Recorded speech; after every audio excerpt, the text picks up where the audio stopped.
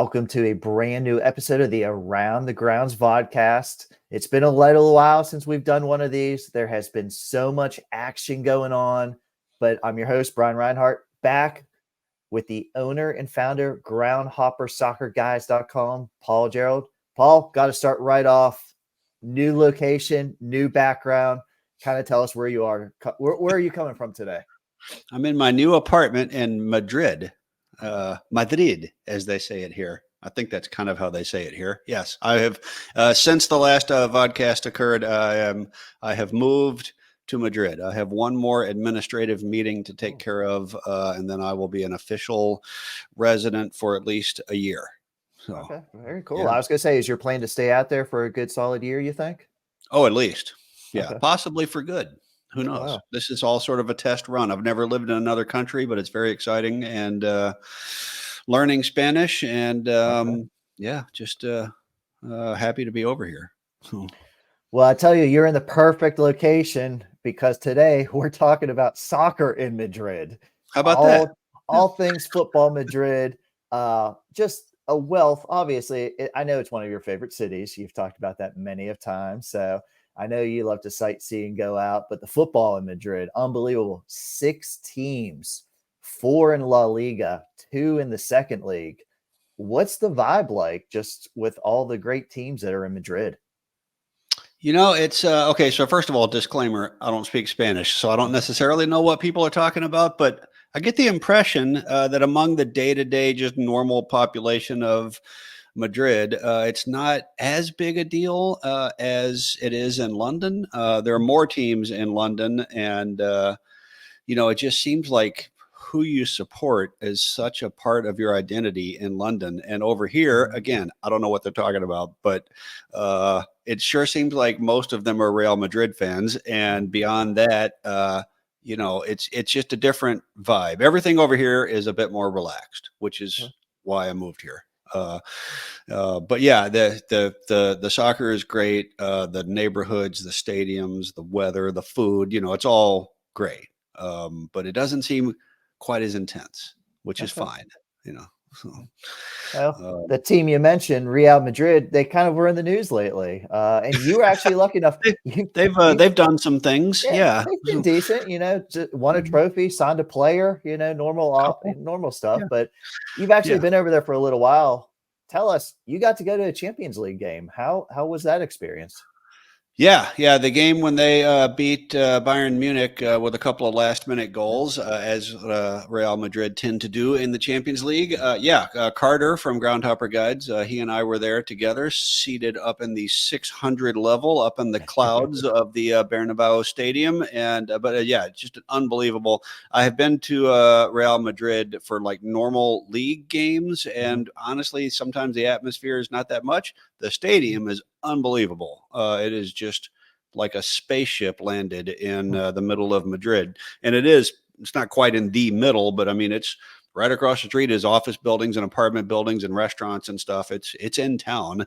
But yeah, sometimes the atmosphere, because, they're going to win and they know they're going to win and the other team knows they're going to win. And they're going to win the league probably. So they're just kind of this success machine, but if you catch them on a big night, like a European semifinal, it's pretty remarkable. And in that particular occasion, I mean, they were down 1 with about 10 minutes to go and going out of the Champions League, and came back and won it to go off to the final. And I mean, when you're in the 600 level and people are jumping up and down, crying and hugging each other, and they get pretty passionate. Yeah. You talked about going to the Champions League a little. You touched on the stadium a little bit, but what is it? Because everybody wants to go to a Real Madrid game. Sure, and what is I know you talked about the environment, Doran, might be a little less, but just where's the stadium in general in Madrid? What was your experience like going to league games? It's a little bit north of downtown. Madrid's a city of 6 million people, so you can be kind of in the center, and still, as far as the metropolitan area goes, it's in the center, but it's not like people might be familiar with Plaza del Sol or Plaza Mayor, kind of the tourist areas that people go to. It's a little bit north of that, but there's a metro station right next to it. Madrid has a great metro system, and so you walk out and there it is, in all of its glory, 80 something thousand seats, and they just redid it, so the outside now has these very cool kind of panels, and they put a roof on it, a retractable roof and all that. So the stadium has been completely retrofitted and very modern, but still, like I said, right in the neighborhood.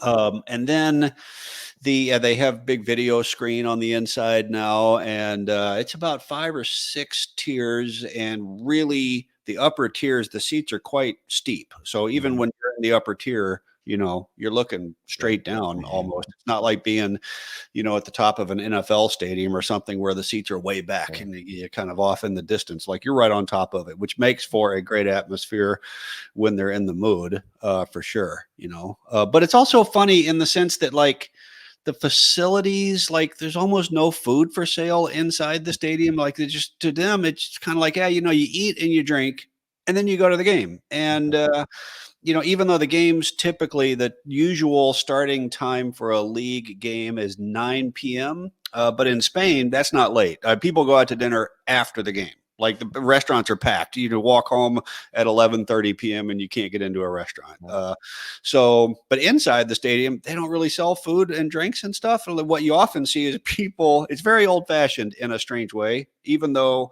they have so much success and so much money and best players in the world and all that stuff. Halftime comes around and everybody you can see sits down and pulls out a ham sandwich that they brought into the stadium themselves. And they're all just sitting, having a ham sandwich and a little water and chatting. And, it's like the 1970s. It's like a big picnic. It's hilarious. And that's true everywhere you go in Spain. It's all very relaxed. There doesn't seem to be nearly as much drunken craziness as there is in England. The weather is better. Many of the stadiums don't have a roof because they don't need it.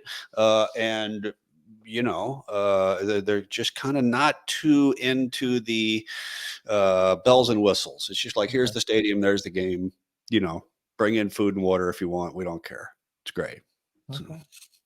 Well, and over in La Liga, I won't say it's a 3-team, but basically kind of the same 3 teams kind of rotate around. Real, obviously. Go look at the list of champions sometimes and tell me how many names you see on it, Yeah. But another team in Madrid, they've really, they've raised their game. They've gotten up there too. And I want to talk about your experience. I believe you've been to a game over at Atletico. Kind of talk about maybe a little differences between going to one of their games and going to Real. Well, Atletico Madrid they are in a newer stadium. Their old stadium that they were in for many, many years, they moved out of in the last 10 years or so, and that was more central as well, south of the center, but they moved out of there into a stadium that had existed already, that was built for like an athletics event, kind of a Commonwealth Games type of thing. But they took it over and built it all up, and it's out on the eastern part of the city, and it is a little bit kind of out there. It also has a metro station basically attached to it, so all of this is easy to do. But when you're at that stadium, you're just kind of at the stadium. There's not much of a neighborhood around there, so they've got a little bit more food and drinks on the premises, but very modern, very comfortable stadium. Probably holds 50 or 60,000 people, and is a lot of fun. And their atmosphere, in my experience, tends to be a little better. When you go to the stadium and you're not sure if you're going to win, I think you have a bit more passion for the game. The Real Madrid fans know they're going to win, and they're shocked when somebody scores against them. But at Atletico, they get pretty fired up. One difference, by the way, between not just Spanish football, but the rest of the world versus England, is all of these teams have like a group of ultras that are behind the goal, always waving flags, banging drums, choreographed singing. There's usually somebody with like a bullhorn calling out the songs and stuff. In England, it's not that organized. It's just people start singing. But in Spain, you can see it on the, they're always waving flags behind the goals and that kind of stuff. So Atletico has that. That's the main difference to me, is that they love their team at just like everybody else does. But yeah, they're just they're definitely the number 2 team in the city and probably number 3 in the country. So not quite as successful. And when they have gotten to the European final, they got beat by Real Madrid. So of course, must be frustrating. Yeah. But a beautiful, beautiful stadium. And again, very easy to get to. And we sell tickets, by the way, at both of those. So there's 2. I'm testing your knowledge here. 2 okay, other teams in La Liga. I'm not even going to try to pronounce them.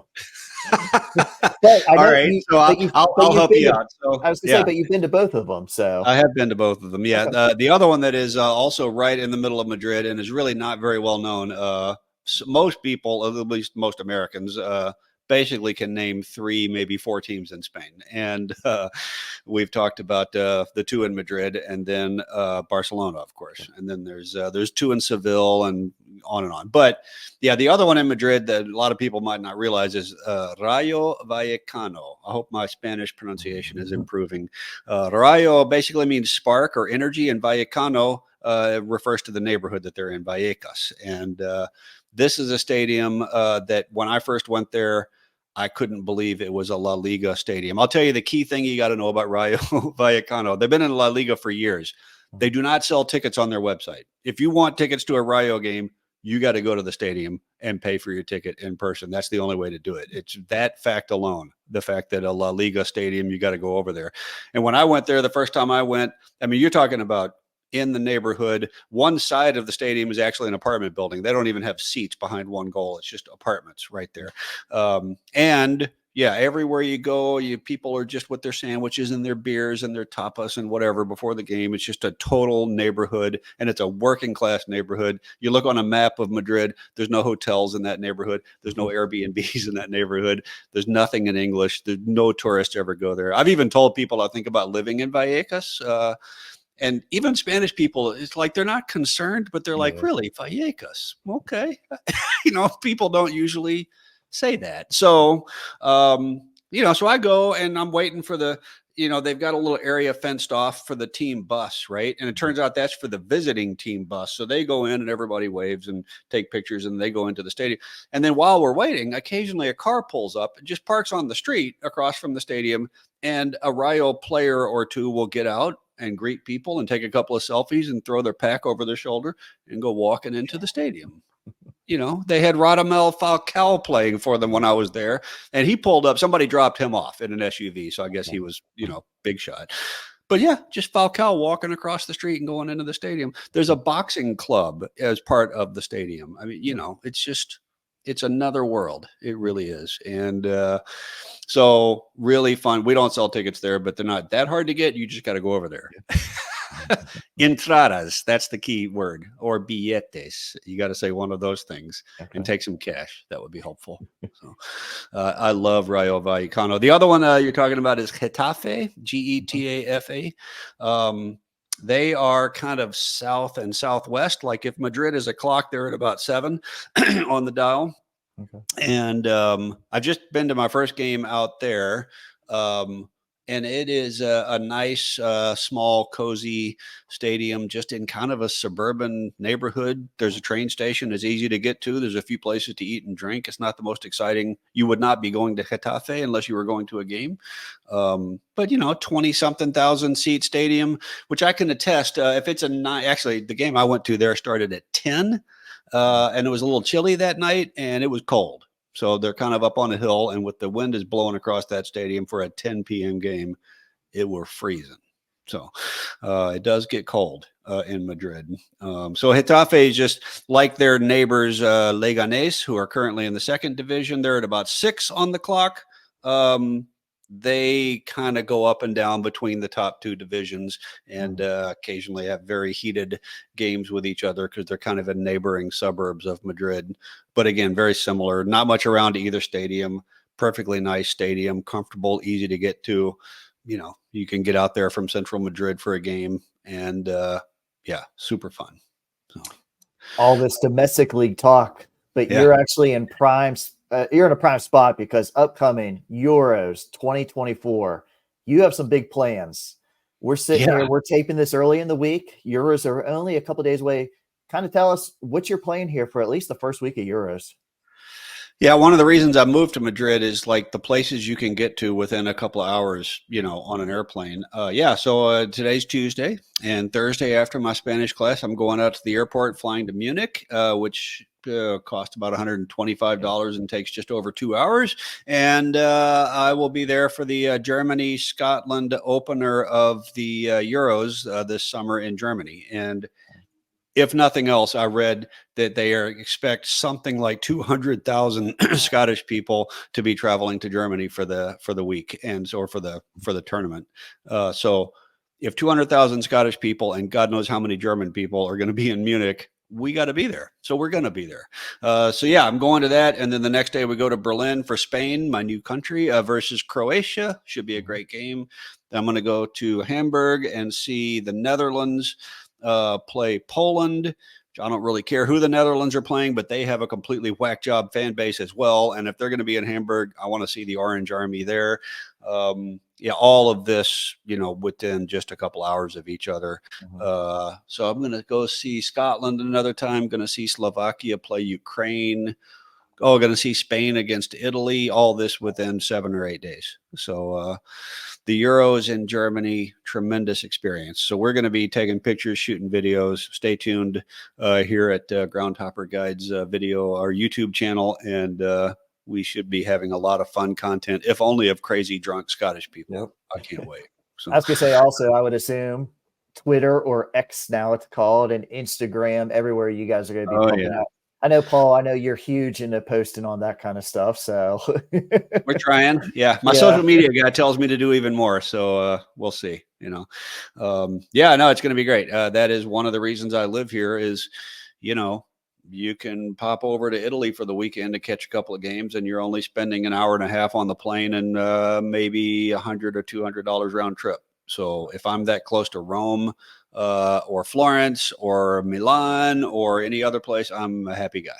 So what I will be doing this year, I've been to now 91 of the 92 league clubs in England. I got to get to Chesterfield this coming season to round off the 92 again. But during this season, my aim is to go to the top 2 divisions in Spain as well. Cool. Stay tuned on all of that. I was going to say a ton of content coming. And in fact, after we just talked, even before you on, hopefully we're going to tape another vodcast here in between some of these games, because we got to show the atmosphere is just going to be unreal. So we can't wait to see what you come back with from some of these games. Yeah, it's going to be something. Germany puts on a show, and they've got fan zones set up all over the place. And I don't even know how many people are coming. So it's going to be a party. I can't wait. Paul, have a great time. Be safe. Take a lot of pictures. Take a lot of videos we all want to see. And we're going to catch up very soon. We're going to get your thoughts on some German soccer over in Euros.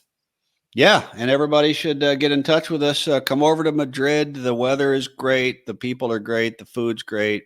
The soccer's great. You got to get to Real Madrid and got to get to Barcelona. They're not in their normal stadium, but it's still a great place to go.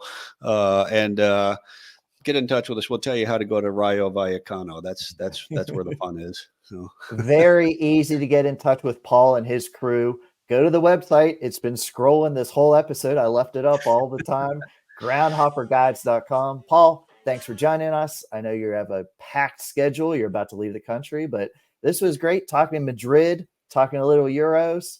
It just, again, it gets us excited for getting out of the U.S. and going to see some games and contacting you guys to get us to the grounds.